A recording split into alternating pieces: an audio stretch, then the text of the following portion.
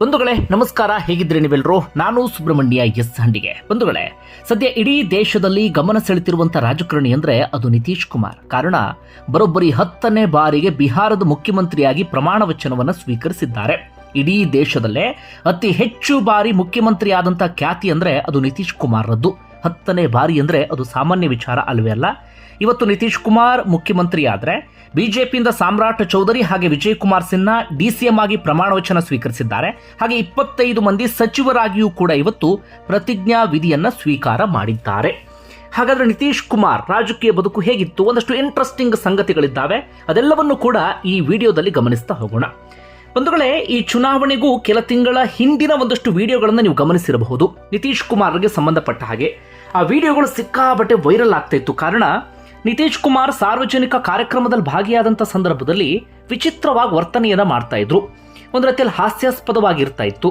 ಆಗ ಸಾಕಷ್ಟು ಜನ ಟೀಕೆ ಮಾಡಿದ್ದೇನಪ್ಪ ಅಂದ್ರೆ, ಮರವಿನ ಕಾಯಿಲೆ ಶುರುವಾಗಿದೆ, ಮಾನಸಿಕವಾಗಿ ಅವರಿಗೇನೋ ಸಮಸ್ಯೆ ಇದೆ, ವಯಸ್ಸಾದಂಥ ಕಾರಣಕ್ಕಾಗಿ ಹೀಗೆ ಆಡ್ತಿದ್ದಾರೆ, ನಾನು ಏನು ಮಾಡ್ತಿದ್ದೀನಿ ಅಂತ ಸ್ವತಃ ನಿತೀಶ್ ಕುಮಾರ್ಗೆ ಗೊತ್ತಾಗದಂಥ ಪರಿಸ್ಥಿತಿ ಎದುರಾಗ್ಬಿಟ್ಟಿದೆ, ಹೀಗಿರುವಂಥ ಸಂದರ್ಭದಲ್ಲಿ ಮುಖ್ಯಮಂತ್ರಿಯಾಗಿ ಮುಂದುವರಿಯೋಕೆ ಹೇಗೆ ಸಾಧ್ಯ ಅಂತ ಒಂದಷ್ಟು ಜನ ಪ್ರಶ್ನೆಯನ್ನು ಮಾಡಿದ್ರು.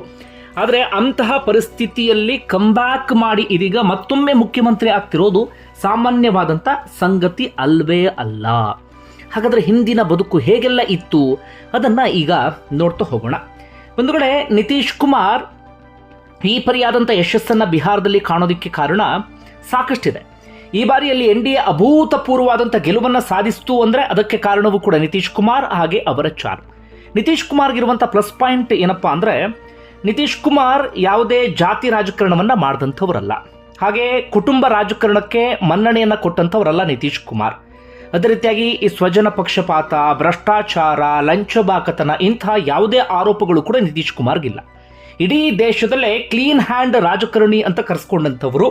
ಅಂತಹ ಕಪ್ಪು ಚುಕ್ಕೆ ಯಾವುದೂ ಇಲ್ಲ, ಅಂತಹ ಭ್ರಷ್ಟಾಚಾರದ ಆರೋಪಗಳು ಕೂಡ ನಿತೀಶ್ ಕುಮಾರ್ ಮೇಲೆ ಇಲ್ಲ. ಇಷ್ಟು ಬಾರಿ ಮುಖ್ಯಮಂತ್ರಿ ಆದರೂ ಕೂಡ ಅದೇ ನಿತೀಶ್ ಕುಮಾರನ್ನ ಮತ್ತೆ ಮತ್ತೆ ಕೈ ಹಿಡಿತಾ ಇರೋದು. ಹಾಗೆ ನಿತೀಶ್ ಕುಮಾರ್ಗೆ ಇನ್ನೊಂದು ಪ್ಲಸ್ ಆಗಿದ್ದೇನಪ್ಪ ಅಂದ್ರೆ, ಈ RJDಯ ಲಾಲೂ ಪ್ರಸಾದ್ ಯಾದವ್ರ ಮುಖ್ಯಮಂತ್ರಿಯಾದಂಥ ಆ ಅವಧಿ, ಲಾಲೂ ಪ್ರಸಾದ್ ಯಾದವ್ರ ಮುಖ್ಯಮಂತ್ರಿ ಆದಂಥ ಸಂದರ್ಭವನ್ನ ಈಗಲೂ ಕೂಡ ಒಂದಷ್ಟು ಜನ ನೆನಪು ಮಾಡ್ಕೊಂಡ್ರೆ ಕನಸಲು ಬೆಚ್ಚಿ ಬೀಳ್ತಾರೆ ಬಿಹಾರದ ಜನ. ಅಂದ್ರೆ ಆ ಪರಿಯಾದಂಥ ದುರಾಡಳಿತ, ಭ್ರಷ್ಟಾಚಾರ, ರೌಡಿಸಮ್ಮು, ಆ ಜಂಗಲ್ ರಾಜ್ ಎಲ್ಲವೂ ಕೂಡ ಮಿತಿ ಮೀರಿ ಹೋಗಿಬಿಟ್ಟಿತ್ತು. ಹೀಗಾಗಿ ಆ ಭಾಗದ ಜನ ಆಲ್ಟರ್ನೇಟಿವ್ ಹುಡುಕ್ತಾ ಇದ್ರು. ಆಗ ಸಿಕ್ಕಂಥವರೇ ಈ ನಿತೀಶ್ ಕುಮಾರ್. ಒಂದು ಮತ್ತೊಂದೇನಾಗಿದೆ, ಈಗಲೂ ಕೂಡ RJD ಯಾಕೆ ಹೀನಾಯ ಸೋಲನ್ನು ಅನುಭವಿಸ್ತಾ ಇದೆ, ಅಧಿಕಾರಕ್ಕೆ ಬರೋದಕ್ಕೆ ಸಾಧ್ಯ ಆಗ್ತಿಲ್ಲ ಅಂದ್ರೆ ಆ ಸಂದರ್ಭದ ಆ ದುರಾಡಳಿತ, ಅದನ್ನು ಜನ ಈಗಲೂ ಕೂಡ ಮರ್ತಿಲ್ಲ. ಅದೆಲ್ಲವೂ ಕೂಡ NDAಗೆ ಪ್ಲಸ್ ಆಗ್ತಿದೆ ಅಥವಾ ನಿತೀಶ್ ಕುಮಾರ್ಗೆ ಪ್ಲಸ್ ಆಗ್ತಿದೆ. ಆ ಕಾರಣಕ್ಕಾಗಿ ಅಧಿಕಾರಕ್ಕೆ ಬರ್ತಾ ಇದ್ದಾರೆ. ಹಾಗಂದ ಮಾತ್ರ ನಿತೀಶ್ ಕುಮಾರ್ ಬಿಹಾರವನ್ನ ಸಂಪೂರ್ಣವಾಗಿ ಬದಲಾಯಿಸಿಬಿಟ್ಟಿದ್ದಾರಾ ಅಂದ್ರೆ ಇಲ್ಲ ಎನ್ನುವಂಥ ಉತ್ತರವೇ ಸಿಗುತ್ತೆ. ಅಲ್ಲಿ ಒಂದಷ್ಟು ಅಭಿವೃದ್ಧಿ ಕೆಲಸಗಳೆಲ್ಲವೂ ಕೂಡ ಆಗಿದೆ, ಆದರೆ ಆ ಪರಿಯಾದಂಥ ಅಭಿವೃದ್ಧಿ ಕೆಲಸ, ಆ ಪರಿಯಾದಂಥ ಅದ್ಭುತ ಬಿಹಾರದಲ್ಲಿ ಈಗಲೂ ಕೂಡ ಆಗಿಲ್ಲ. ಆ ಕಾರಣಕ್ಕಾಗಿ ಬಿಹಾರದ ಜನ ಬೇರೆ ಬೇರೆ ರಾಜ್ಯಗಳಿಗೆ ಕೆಲಸವನ್ನು ಹುಡ್ಕೊಂಡು ಈಗಲೂ ಹೋಗ್ತಿದ್ದಾರೆ. ಉದಾಹರಣೆಗೆ ನಮ್ಮ ಕರ್ನಾಟಕಕ್ಕೆ ಪ್ರತಿದಿನ ಅಲ್ಲಿಂದ ಸಾವಿರ ಜನ ವಲಸೆ ಬರ್ತಾ ಇದ್ದಾರೆ ಇಲ್ಲಿಗೆ ಕೆಲಸವನ್ನ ಹುಡ್ಕೊಂಡು. ಬಹಳ ದೊಡ್ಡ ಮಟ್ಟಿಗೆ ಅಲ್ಲಿ ಏನೋ ಮಾಡಿಬಿಟ್ಟಿದ್ದಾರೆ ಅಂತ ನಾನು ಏನಾದರೂ ಹೇಳೋದಕ್ಕೆ ಹೋದ್ರೆ ಅದು ಸುಳ್ಳು. ಆದರೆ ಅವರ ಮೇಲೆ ವೈಯಕ್ತಿಕವಾಗಿ ನಿತೀಶ್ ಕುಮಾರ್ ಮೇಲೆ ಅಂತಹ ಗಂಭೀರವಾದಂಥ ಆರೋಪಗಳು ಯಾವುದೂ ಕೂಡ ಇಲ್ಲ. ಈಗ ನಿತೀಶ್ ಕುಮಾರ್ ನಡೆದು ಬಂದಂಥ ಹಾದಿಯನ್ನ ಗಮನಿಸ್ತಾ ಹೋಗೋಣ. ನೀವೆಲ್ಲರೂ ಇಷ್ಟಪಟ್ಟ 7 ಹ್ಯಾಂಡ್ಸ್ ಟೂರಿಸಂ ಕಂಪನಿ ಇದೀಗ ಕಾಶಿ ಅಯೋಧ್ಯೆಗೆ ಮತ್ತೊಂದು ಟ್ರಿಪ್ ಆಯೋಜಿಸಿದೆ.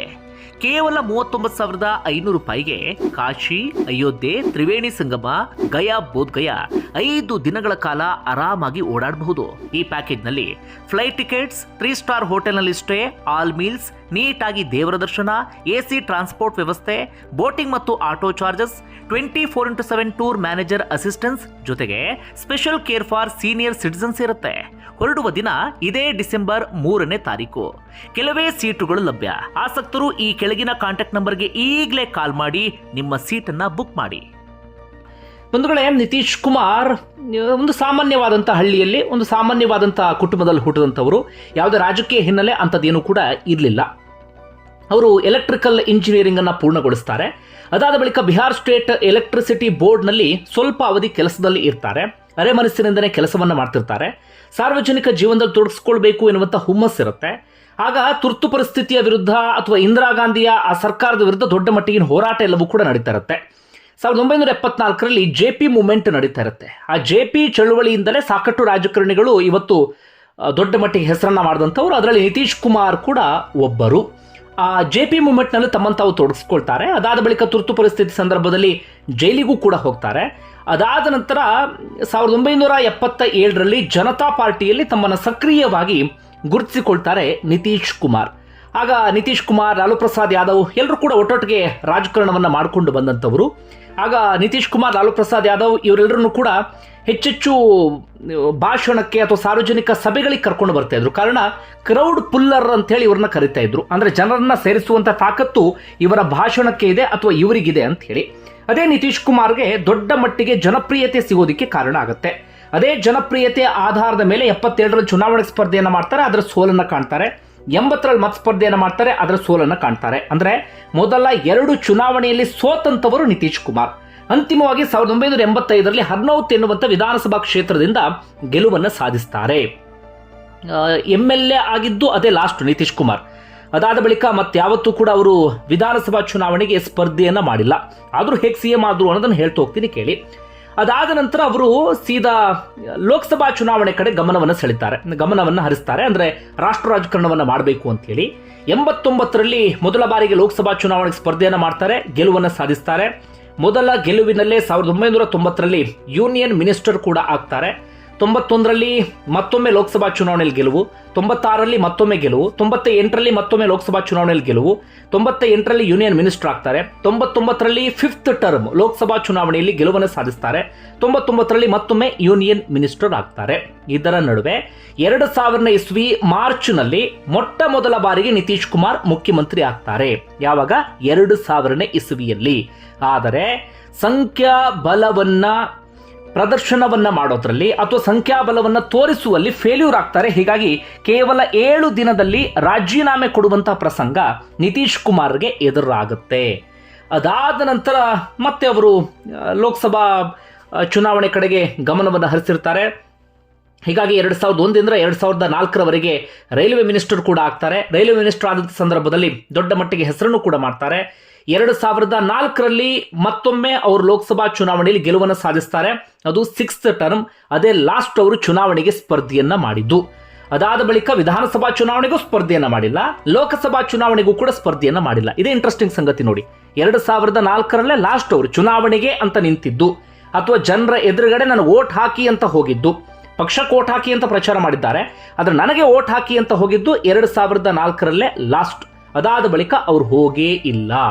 ಇದರ ನಡುವೆ 2005ರಲ್ಲಿ NDA ಜೊತೆಗೆ ಮೈತ್ರಿಯನ್ನ ಮಾಡಿಕೊಂಡು ಸರ್ಕಾರವನ್ನು ರಚನೆ ಮಾಡ್ತಾರೆ. ಅಲ್ಲಿಂದ NDA ಮೈತ್ರಿ ಕೂಡ ಪೂರ್ಣ ಪ್ರಮಾಣದಲ್ಲಿ ಮುಂದುವರಿಯುತ್ತೆ. 5 ವರ್ಷಗಳ ಕಾಲ ಆರಾಮಾಗಿ ಮುಖ್ಯಮಂತ್ರಿ ಆಗಿ ಇರ್ತಾರೆ. 2010ರಲ್ಲಿ ಮತ್ತೊಮ್ಮೆ ಮುಖ್ಯಮಂತ್ರಿ ಆಗ್ತಾರೆ. 2014ರವರೆಗೆ 2nd ಟರ್ಮ್ ಅದು. ಆದರೆ ಅದರ ನಡುವೆ ಪ್ರಧಾನಿ ನರೇಂದ್ರ ಮೋದಿಯ ಕಟು ವಿರೋಧಿಯಾಗಿದ್ರು ನಿತೀಶ್ ಕುಮಾರ್. ಪ್ರಧಾನಿ ಅಭ್ಯರ್ಥಿಯನ್ನಾಗಿ ನರೇಂದ್ರ ಮೋದಿ ಅವರನ್ನ ಆಯ್ಕೆ ಮಾಡಿದಂತ ಕಾರಣಕ್ಕಾಗಿ ಅದನ್ನ ವಿರೋಧಿಸಿ NDA ಇಂದ ಅವರು ಹೊರಗಡೆ ಬಂದು ಬಿಡ್ತಾರೆ. ಅಷ್ಟರ ಮಟ್ಟಿಗೆ ಮೋದಿಯನ್ನ ವಿರೋಧಿಸ್ತಾ ಇದ್ರು. ಯಾವತ್ತೂ ಕೂಡ ನಾನು ಪ್ರಧಾನಿ ಮೋದಿ ಜೊತೆಗೆ ಹೋಗಲ್ಲ ಎನ್ನುವಂತ ಮಾತನ್ನು ಕೂಡ ನಿತೀಶ್ ಕುಮಾರ್ ಹೇಳ್ತಾ ಇದ್ರು. ಅಷ್ಟರ ಮಟ್ಟಿಗೆ ಪ್ರಧಾನಿ ನರೇಂದ್ರ ಮೋದಿ ಅವರ ಸೈದ್ಧಾಂತಿಕ ವಿಚಾರದಲ್ಲಿ ಅಥವಾ ಬೇರೆ ಬೇರೆ ವಿಚಾರಗಳಲ್ಲಿ ಎಲ್ಲದರಲ್ಲೂ ಕೂಡ ಅವರು ವಿರೋಧಿ ಆಗಿದ್ದಂಥವರು. ಇನ್ನೊಂದು ಕಾರಣ ಅಂದ್ರೆ ಮೋದಿಯನ್ನ ತನ್ನ ಕಾಂಪಿಟೇಟರ್ ಎನ್ನುವ ರೀತಿಯಲ್ಲೂ ಕೂಡ ಪರಿಗಣಿಸಿದಂಥವ್ರು ನಿತೀಶ್ ಕುಮಾರ್. ತಾನು ಪ್ರಧಾನಮಂತ್ರಿ ಆಗಬೇಕು ಅಂತ ಆಸೆಯನ್ನು ಇಟ್ಕೊಂಡಂಥವ್ರು. ಹೀಗಿದ್ದಾಗ NDA ಇಂದ ಮೋದಿ ಅವರನ್ನ ಆಯ್ಕೆ ಮಾಡಿದ ಸಂದರ್ಭದಲ್ಲಿ ಅದಕ್ಕೆ ಕಟುವಾದಂಥ ವಿರೋಧವನ್ನು ವ್ಯಕ್ತಪಡಿಸ್ತಾರೆ. ಅದರ ನಡುವೆ ಲೋಕಸಭಾ ಚುನಾವಣೆಯಲ್ಲೂ ಕೂಡ ಅವರ ಪಕ್ಷ ಕೇವಲ 2 ಕ್ಷೇತ್ರಗಳಲ್ಲಿ ಗೆಲುವನ್ನು ಸಾಧಿಸುತ್ತೆ. ಅತಿ ಕೆಟ್ಟ ಸಾಧನೆ. ಆ ಕಾರಣಕ್ಕಾಗಿ ಅವರು 2014ರಲ್ಲಿ ತಮ್ಮ ಮುಖ್ಯಮಂತ್ರಿ ಸ್ಥಾನಕ್ಕೆ ರಿಸೈನ್ ಮಾಡ್ತಾರೆ. ಅದಾದ ನಂತರ 2015ರಲ್ಲಿ ಅವರು ಮತ್ತೊಮ್ಮೆ ಮುಖ್ಯಮಂತ್ರಿಯಾಗಿ ಆಯ್ಕೆ ಆಗ್ತಾರೆ ಅಥವಾ ಪ್ರಮಾಣ ವಚನವನ್ನು ಸ್ವೀಕರಿಸ್ತಾರೆ. ಅದು ಕೂಡ ಶಾರ್ಟ್ ಪೀರಿಯಡ್ಗೆ. ಅದಾದ ನಂತರ ಮತ್ತೆ 2015ರ ಚುನಾವಣೆಯ ಸಂದರ್ಭದಲ್ಲಿ NDA ಮೈತ್ರಿಯನ್ನ ಕಡಿದುಕೊಳ್ತಾರೆ. ಅಲ್ಲಿಯವರೆಗೆ ಸುದೀರ್ಘ ಅವಧಿಯವರೆಗೆ NDAಯಲ್ಲಿ ಗುರುತಿಸಿಕೊಂಡಿದ್ದಂಥ ನಿತೀಶ್ ಕುಮಾರ್ NDA ಇಂದ ಹೊರಗಡೆ ಬರ್ತಾರೆ. ಮಹಾಗಠಬಂಧನ್ನಲ್ಲಿ ತಮ್ಮನ್ನ ತಾವು ಗುರುತಿಸ್ಕೊಳ್ತಾರೆ, ಗೆಲುವನ್ನು ಸಾಧಿಸ್ತಾರೆ. 2017ರವರೆಗೆ ಮುಖ್ಯಮಂತ್ರಿ ಆಗಿರ್ತಾರೆ. ಇದರ ನಡುವೆ ಮಹಾಗಠಬಂಧನ್ನಲ್ಲಿ ಲಾಲು ಪ್ರಸಾದ್ ಯಾದವ್ ಮಗನ ವಿರುದ್ಧ ಭ್ರಷ್ಟಾಚಾರದ ಆರೋಪವನ್ನು ಮಾಡಿ ಅಲ್ಲೂ ಕೂಡ ಹೊರಗಡೆ ಬರ್ತಾರೆ, ಮುಖ್ಯಮಂತ್ರಿ ಸ್ಥಾನಕ್ಕೆ ರಿಸೈನ್ ಮಾಡ್ತಾರೆ.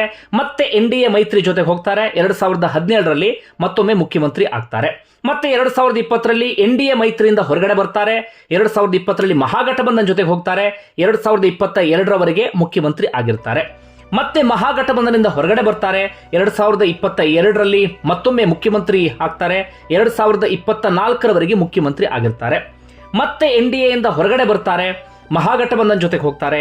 2024ರಲ್ಲಿ ಮತ್ತೊಮ್ಮೆ ಮುಖ್ಯಮಂತ್ರಿ ಆಗ್ತಾರೆ. ಇದರ ನಡುವೆ ಮತ್ತೊಮ್ಮೆ NDA ಕಡೆಗೆ ಬರ್ತಾರೆ. 2025ರವರೆಗೆ ಮುಖ್ಯಮಂತ್ರಿ ಆಗಿದ್ರು.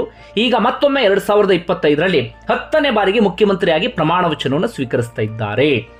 2000 ಇಸ್ವಿಯಲ್ಲಿ ಮೊದಲು, ಅದಾದ ಬಳಿಕ 2005 2, 2010 3, 2015 4, ಮತ್ತೆ 2015ರಲ್ಲಿ 5, 2017 6, 2020 7, 2022 8, 2024 9, ಈಗ 2025 10ನೇ ಬಾರಿಗೆ ನಿತೀಶ್ ಕುಮಾರ್ ಮುಖ್ಯಮಂತ್ರಿಯಾಗಿ ಆಯ್ಕೆ ಆಗಿದ್ದಾರೆ.